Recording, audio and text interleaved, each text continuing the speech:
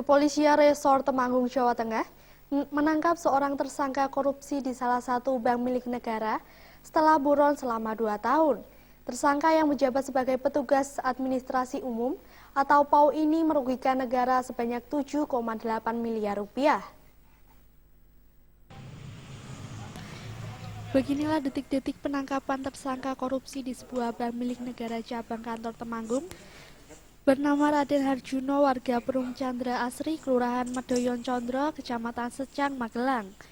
Video tersebut diambil dari salah satu anggota kepolisian Resor Temanggung di salah satu kamar kos tersangka di Jombang, Jawa Timur.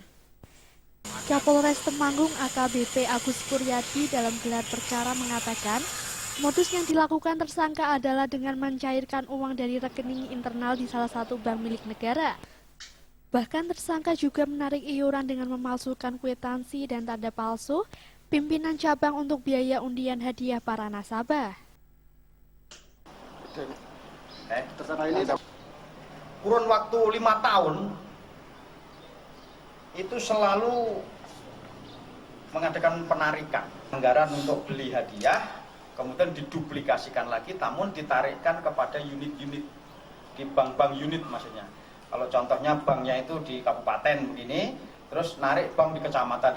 Woi, ini ada permintaan untuk beli hadiah. Dengan aksinya selama 5 tahun tersebut, tersangka menggasak uang negara sebanyak 7,8 miliar. Namun dalam kasus ini, tersangka sudah mengembalikan 700 juta, sehingga merugikan negara 7,1 miliar. Selain menangkap tersangka, polisi juga mengamankan sejumlah barang bukti lainnya, seperti sejumlah dokumen, buku tabungan, dan sejumlah uang. Menurut pengakuan pelaku, uang hasil korupsi ini digunakan untuk berfoya-foya di luar negeri, serta untuk melakukan investasi bodong dan judi online. Itu saya menjumpai rekening yang tidak terpakai, Mas. Rekening titipan yang tidak terpakai, kemudian saya coba untuk bertransaksi dan bisa dilakukan, dan seterusnya saya lakukan untuk transaksi itu. Selama berapa tahun? Dari 2014 sampai 2019, 5 tahun. Terus kamu lari kemana? Saya ke Kalimantan, ke Jakarta, kemudian Jawa Timur. Terus uangnya udah habis? Uangnya sudah habis.